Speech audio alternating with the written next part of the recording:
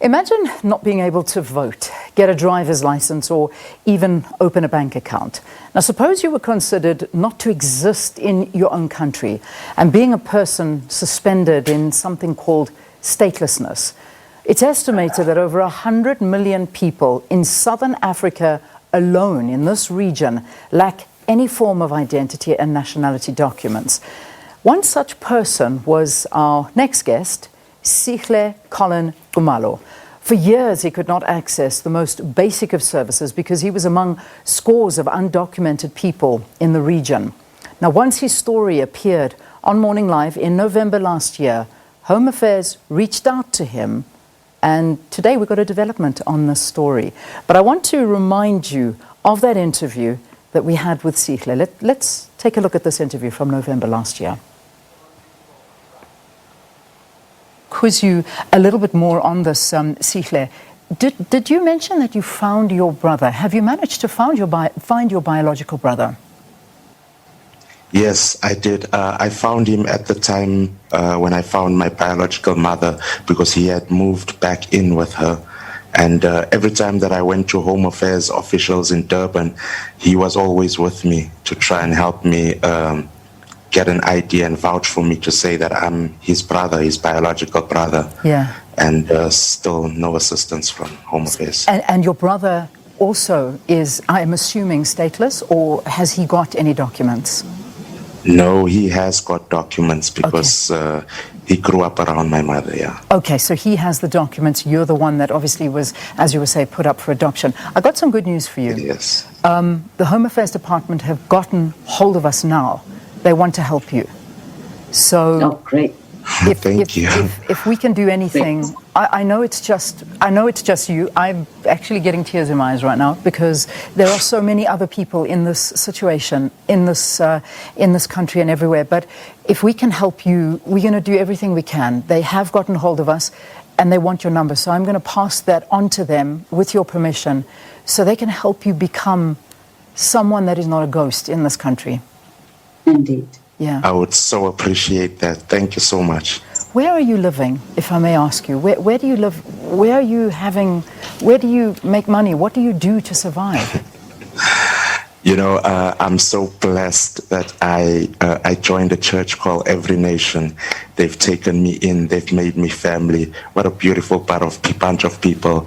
And I'm now the caretaker of the church. I live at the church. I work at the church. And that's how I survive. Yeah. I hope we help you. Yeah, a promise to help Sihle. That's what we promised. We did that in November last year. And guess what? He's got his ID document. Sihle joins us now. We've also got Leonard Zulu from the UNHCR. He's the representative here in Southern Africa, or South Africa. And of course, it was the UNHCR that put us in touch with Sihle. Sihle, welcome. Leonard, welcome. Thank you very much, Liam. Sihle, how are you feeling? You have an ID document. I'm excited, very, very excited. My life starts now. Your life starts now. It does. It does. This is the opportunity you've been waiting for all your life. Sihle, how old are you now?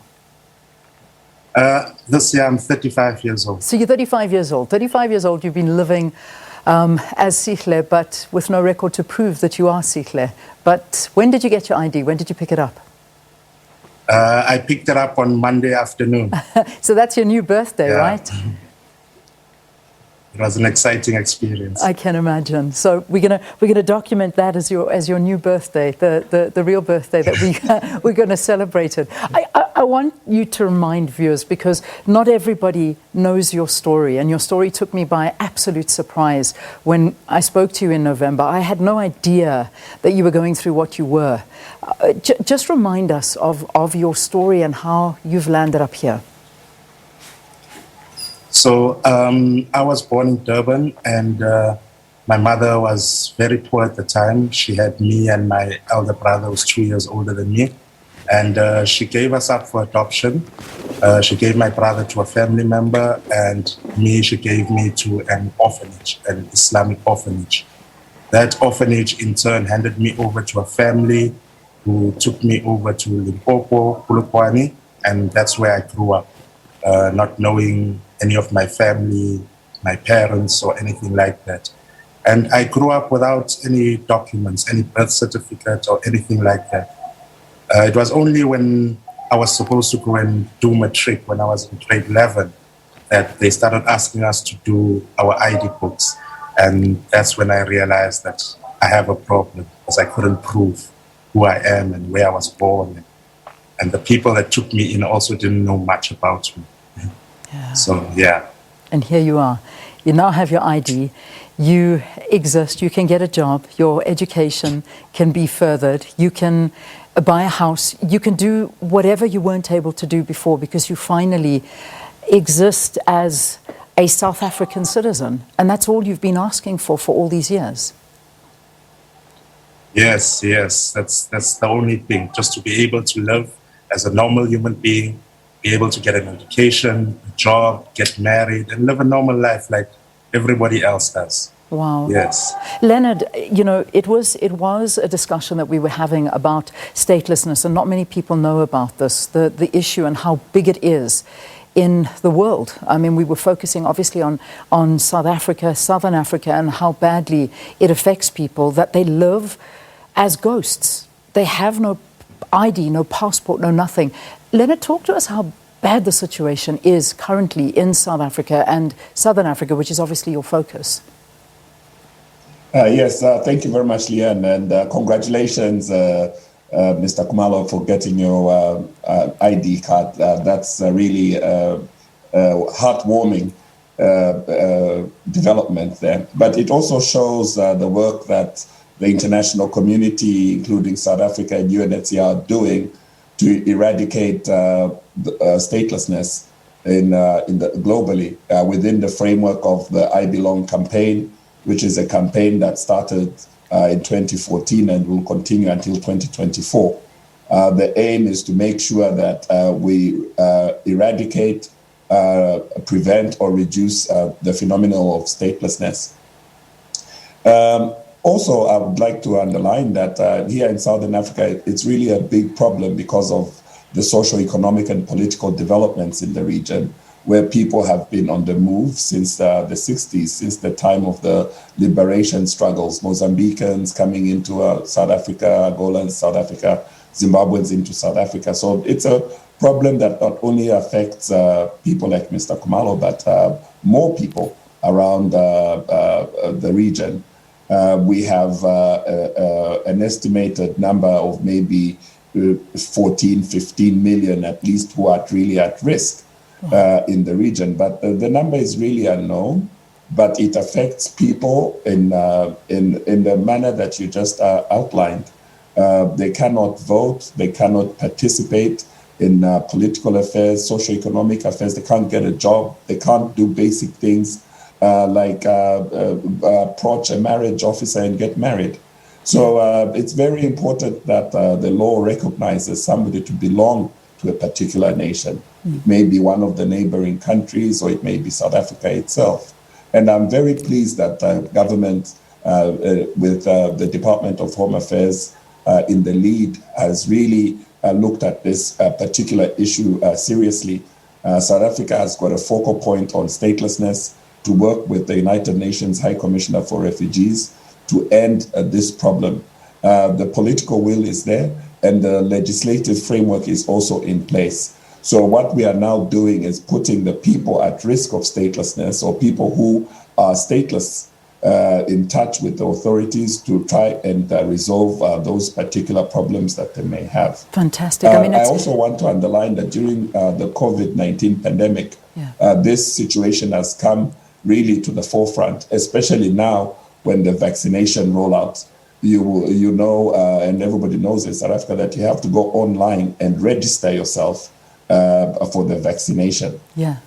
Using your ID number, or if you're a foreigner, your passport number, or any other number that the authorities give you that will that is accepted by the online registration system. If you don't have an ID, if you are not recognized as a person, you can't do that.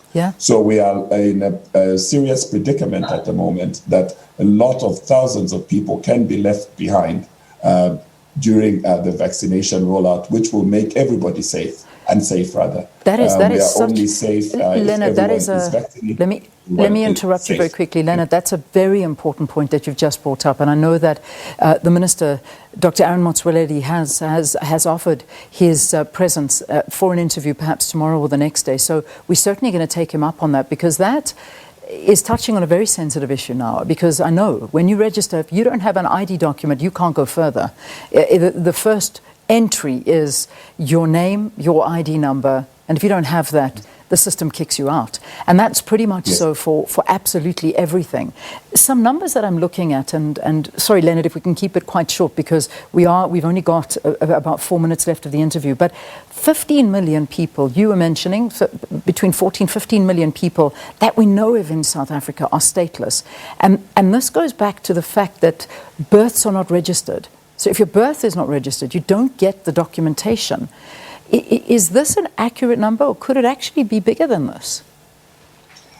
It's a guesstimate at the moment on our side.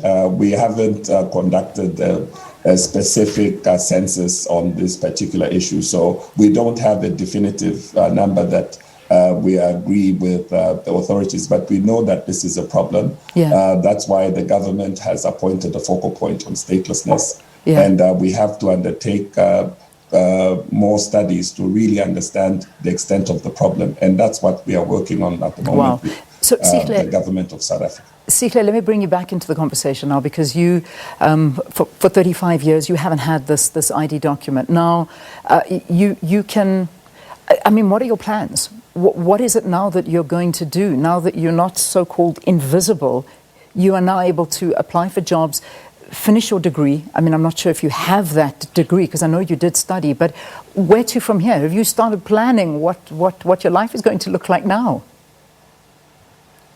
Yes, I have. I think the first thing to do is to get an education. Since I already have a job, the first thing now is to get an education, get registered at work, and then I'll take it from there.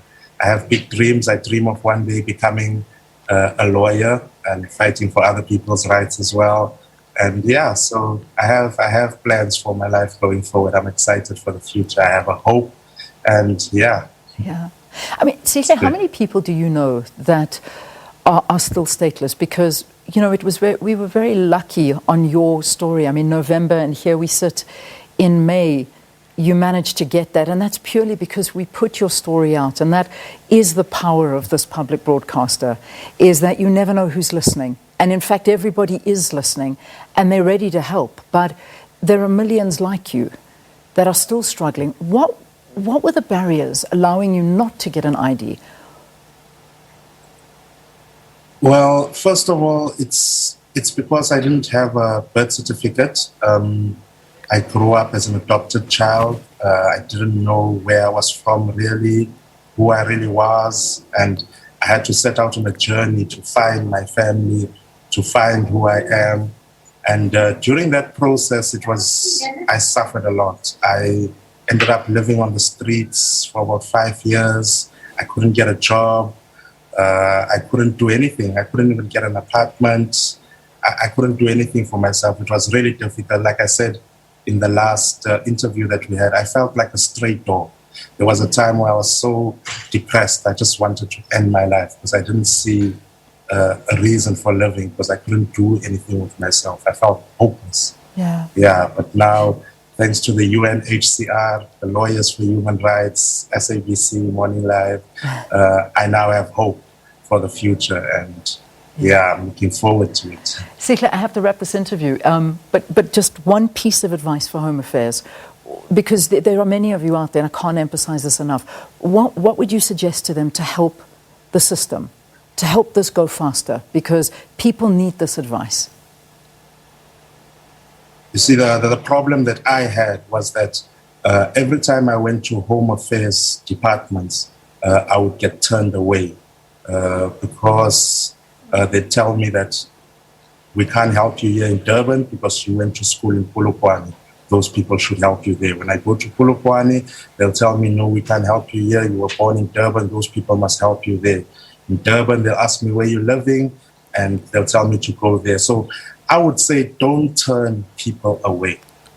Because when people walk in, especially when they are desperate, when you turn them away, when they leave there, it's like you can commit suicide when you leave there because you feel hopeless, like there's no purpose for living. So instead of turning people away, try and find a way to assist. Yeah. Instead of just turning people away and telling them, go here, go there, try this, try that. Because everywhere that I went, I was just being turned away and nobody was willing to assist until the UNHCR and Morning Live stepped in and fantastic. Things started happening. Oh, Sihle, I'm so happy. I want to run and kiss the screen, but I think the crew would be very upset with me with my lipstick mark on the screen. That's as far as my social distancing will allow.